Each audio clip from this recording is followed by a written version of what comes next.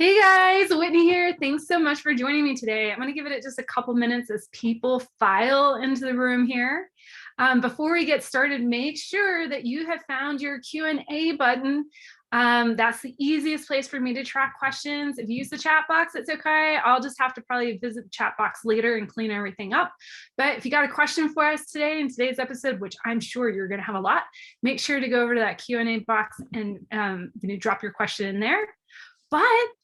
So welcome to the Passive Investing Made Simple show. My name is Whitney Elkins-Hutten. I am the Director of Investor Education here at PassiveInvesting.com.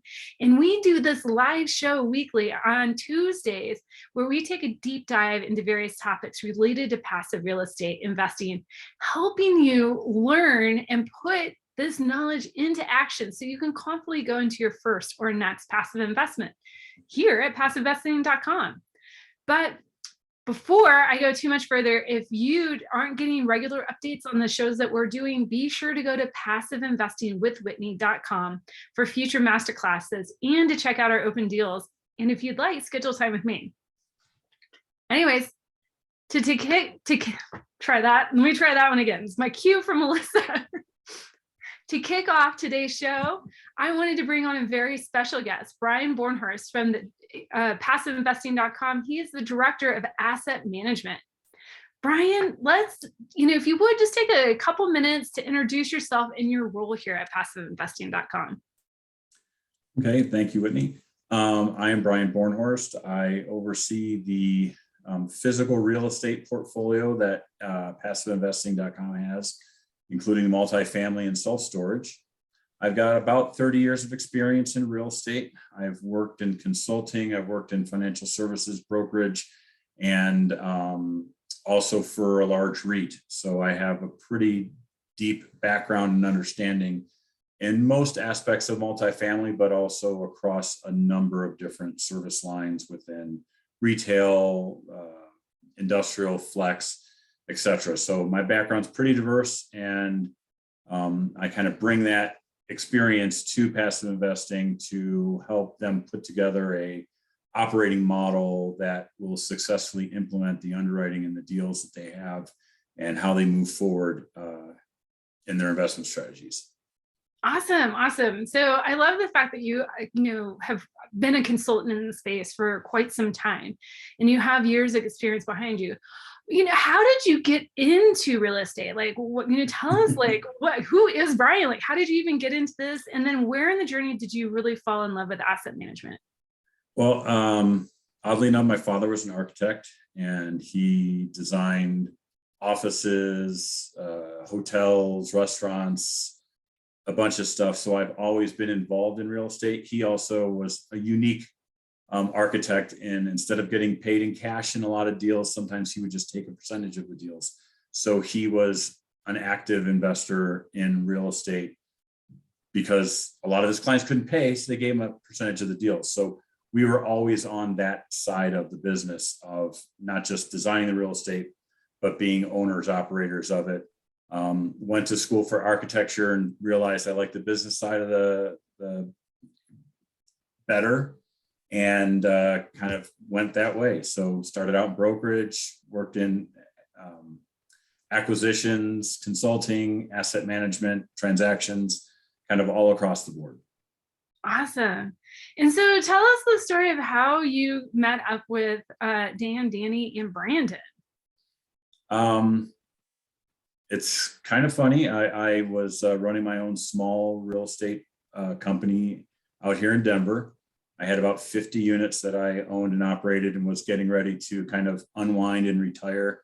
I sold an apartment property and bought a investment vacation rental home in the Charleston area, and realized that I can't be retired.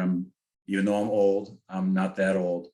And just saw something come across on LinkedIn, reached out to Danny, ended up having a phone call and talked to him about my background and experience. They talked to me about what they were trying to do.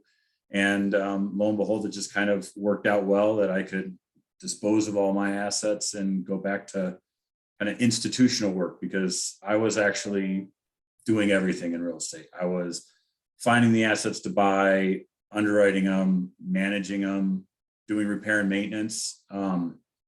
I did it all. I was very, very hands-on, which is what allowed me to make a lot of money doing it.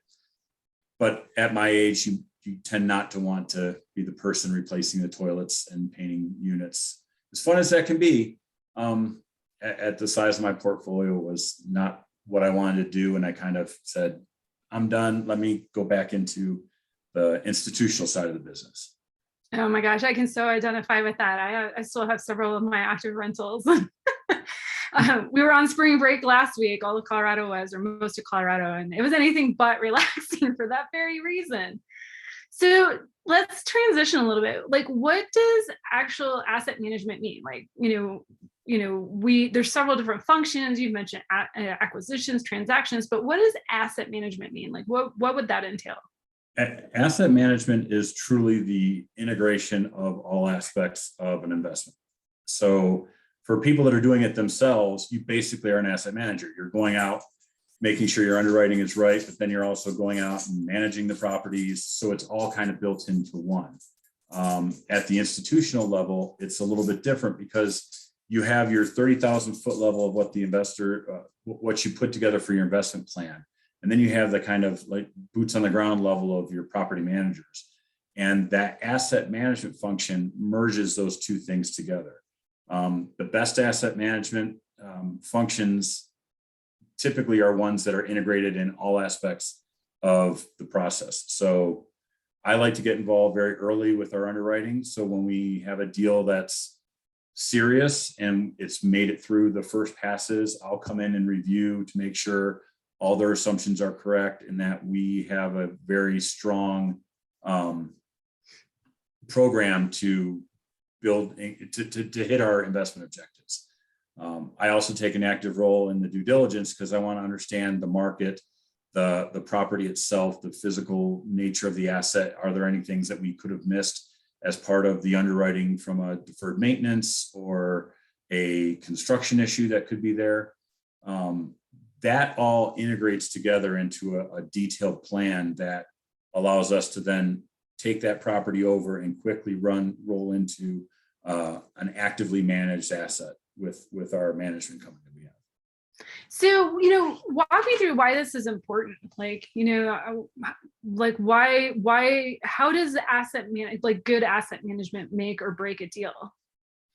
Well, it's important because in like for a large REIT that I used to work for, the transaction side of the business is very focused on, I've got to get these deals done. We got to move them out. And from a disposition side, they're trying to sell everything and figure out how do we generate the most revenue? On the acquisition side, they're trying to get as many deals as they can placed. The difficulty is if you don't have things integrated. Just a side note of when I was working for a REIT, we had a huge portfolio. So the redevelopment team would have a list of assets on their list of what they want to redevelop. The debt team would have a list of assets that they want to refinance and hold. The operations team wants to get rid of assets or keep assets because they think they're great. Nobody was overseeing that function. Even though my title at that company was vice president of transactions, we had to pull all that data together to have a cohesive investment strategy for the assets. And that's kind of what the role that I'm bringing in here is. We make investment decisions based upon what's best for the asset and best for our investors. But we also have to review, well, does it make sense to sell this asset? Because could we deploy those funds in another asset that's going to give us as good of a return? When we look at the acquisition side, you want to ensure that those guys that are doing the underwriting are actually making good assumptions, because once you buy a property, then the management company has to then implement that. So making sure that those two things are in line or are aligned allows us to better achieve our goals, because we get in early, we do the review fairly detailed, and make sure that if we have to tweak assumptions going in, we know that we'll be able to achieve those returns during our whole period. Well, let's talk about that, right? Like, so what variables are you looking at? It depends on the type of asset. Again, if we're in the multifamily world, they have different kind of key performance indicators that I like to look at.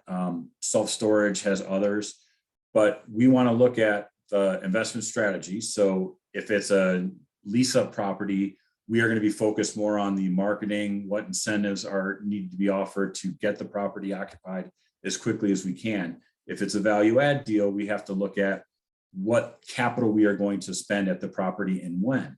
A lot of times you'll take the initial plan that you have for a value add doesn't necessarily survive the detailed due diligence when you take over a property.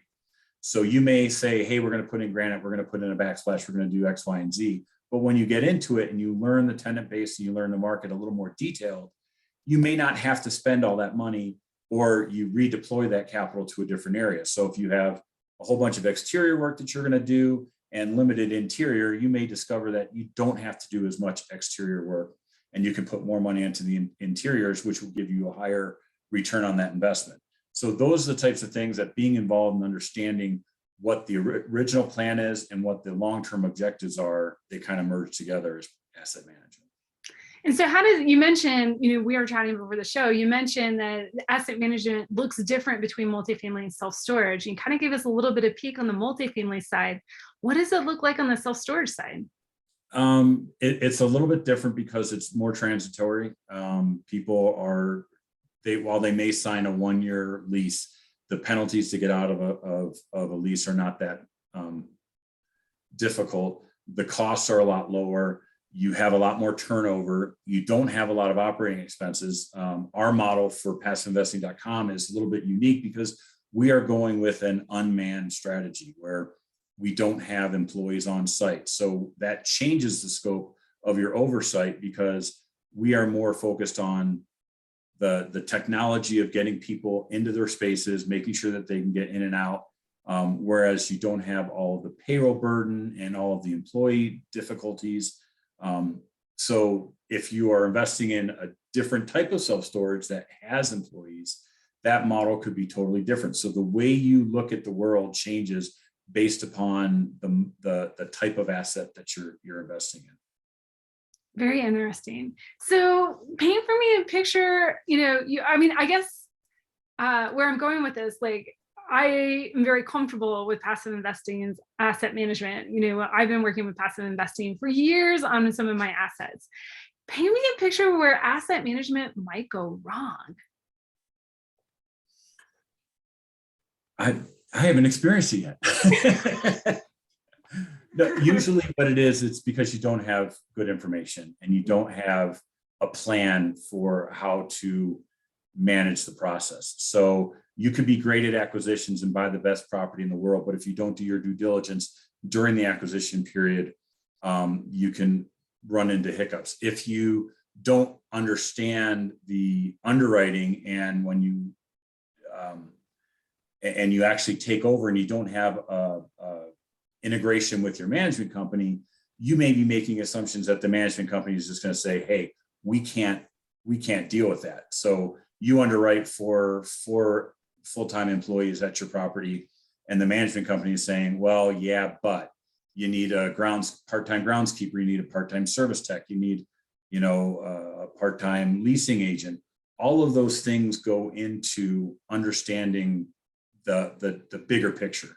So you have to be very, very organized. You have to have a very, very detailed structure that allows for flexibility in the type of assets, because you're going to manage a 50-unit asset totally different than you would manage a 350-unit asset. And if you try to apply the same standards to those assets, you're going to run into problems, because the same thing goes with a Class C asset versus a Class A asset.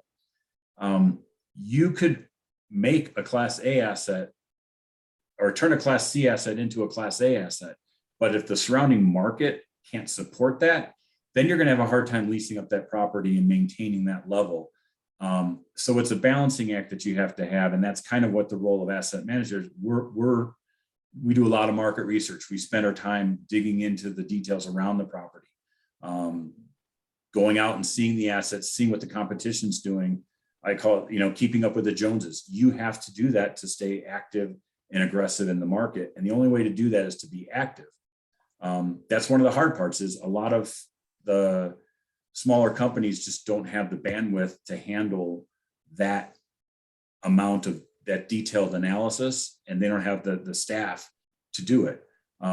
Luckily, I came from a huge portfolio. When I was in the REIT, I oversaw 160,000 unit portfolio. It was all the assets we were trying to sell. So we would have to put together investment plans for each property to say, well, is this a property we want to hold? If we want to hold it, this is what we have to do. When do we want to exit? We want to get out of these markets. So there's a detailed plan that has to be put together that not everyone has the ability to do. You could be a great underwriter and great finance guy, but you don't understand operations. You can be a great property manager and have done that all your life and can replace toilets and do all that stuff. But putting it up at the 30,000 foot level and being able to understand that if you spend a nickel here, you could save $1 later, or I have to spend $10,000 so that I can make 100,000 in the future. So that's the level of integration that asset management has. That's a little bit different from a transaction guy, or a little bit different from a property management person. And I love the fact that you kind of drew that delineation, because oftentimes when I'm on the phone with investors, they're looking at a pro forma and they'll be like, hey, I see an asset management fees, 1-2%, maybe even upwards to 2.5, 3. And they're like, why? Like, you have property management. Like, why do you need asset management? And that is the reason why you need somebody looking at that holistic portfolio overview. So this brings me to my next question is, how can a limited partner investor, somebody who's investing passively, really, what questions could they ask an operator to kind of understand, suss out the quality of their asset management program? That's difficult to answer. The reason being is it depends on the type of investment. If you are in a Class C pool, your asset managers are going to be much more involved with, preventative maintenance, capital reserves, and maintaining the asset. And if you're doing a value add program, they're going to be overseeing that aspect of it. If it's a Class A asset, new construction, the role of the asset manager is ensuring that the marketing is there to get the property leased up, and then that you are staying involved with the market. So it's very, very easy to be at 100% occupancy. Just cut your rent. And if you are not actively managing the property, you can go in and say, hey, your rents are way too low. They'll throw out a bunch of comps that say, look, we're the top rent in the market. But if you dig into those comps and you find out that, hey, we're comparing ourselves to Class B assets and we're Class A, yeah, on paper, we look great. But in reality, if you are not staying on top of those property managers, you won't be able to identify where the problem is and make sure you're getting the rents where you need them to be. I love it. And I love the delineation between the classes. I mean, that's something that I probably intuitively have gotten at with certain questions I've asked with operators that I've gone into a deal on. But I love the fact that you just called it right out. Asset management on a Class C asset versus a Class A asset is going to be entirely different. Well, and also one thing to note, think about the value add strategy people have. So if you are adding washer dryers to every one of your units, they may have washer dryer hookups, but if you're going in and saying, I'm going to buy the washer dryers and put everybody in, that's a $70 to $100 a month premium. If you are still using a comp set that includes properties pre-renovation, you're going to look great because your rents are significantly higher than them. But you have to change the comp set to say, we are no longer the same asset as what these properties are. We have to compare ourselves to better assets, maybe in the same location. Maybe you have to go to a different location because you're now drawing a different quality tenant profile. And that's part of the strategy. One of the key mistakes people make is, can your tenant base absorb the value add that you're putting in? So is the profile of the residents that are in the existing property quality enough to handle the increase you're going to get with the value add model that you're putting in play? That types of analytics has to happen, because you may make the choice to say, hey, it's going to be quicker and easier for us to kick everybody out, do the full renovation, and then do a lease up. or can we get by with a overtime churn of the asset? And that's really dictated by the quality of residents that you have. Can that resident base afford the increases? They may not, they may choose to move, but will the remaining base that stays be good enough to still absorb the new higher end residents that you're moving in? And there's not going to be a conflict of those people that were there for 5 or 6 years that are comfortable, that, hey, we've been here for 5 years and our rent's X. Now it's X times 1.5. What are we doing? So that's got to be a shock to them. It usually is.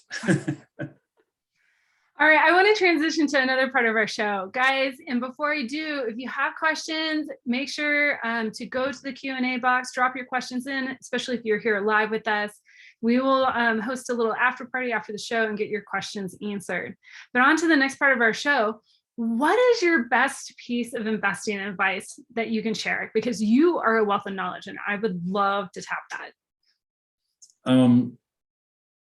There's two main things. One is have a very, very consistent, well-defined rating criteria. You can't just listen to the broker and he's like, this is an A market and it's an A asset. You have to define that for yourself.